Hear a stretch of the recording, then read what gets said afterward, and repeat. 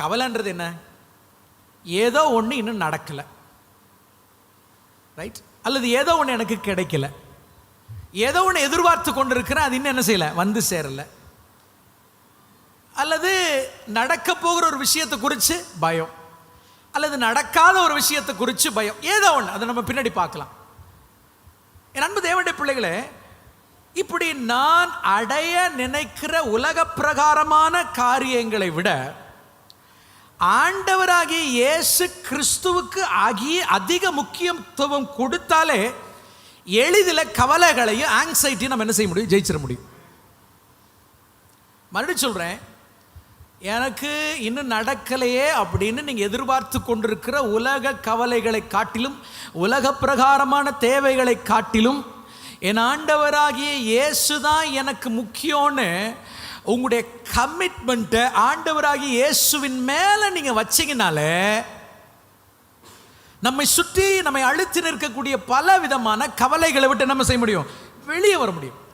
Commitment to something, I mean, far greater than our life. That is commitment to Jesus. உன் லைஃப்ல வந்துட்டாலே போதுங்க, கவலை போயிடும். நான் சொல்லுங்க புரிஞ்சா? மறுபடியும் வேணா தெளிவாக சொல்றேன், கவனிங்க.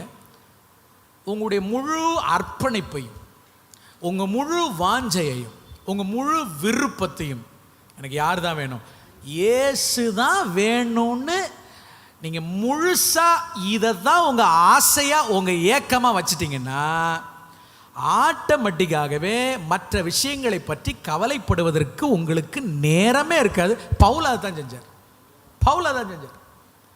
பவுலுக்கு இல்லாத வலியா, பவுலுக்கு இல்லாத வேதனையா, அவருக்கு வராத அவமானங்களா, நிந்தனைகளா? ஆனா கிறிஸ்துவை அறிகிற அறிவு அதுல வளரணும், அவரை போல மாறணும், அவருடைய பாடுகளில் ஒன்றாக நான் என்ன செய்யணும், இணையணும் அப்படின்றத கோலா வச்சு I press towards the mark of the high calling, பரம அழைப்பின் பந்தய பொருளுக்காக லக்கை நோக்கி தொடர்ந்து ஓடுகிறேன் என்கிற அவனுடைய அந்த கமிட்மெண்ட் இப்போ அவன் கையில் இருக்கிற சங்கிலிகளை மறக்க பண்ணினது.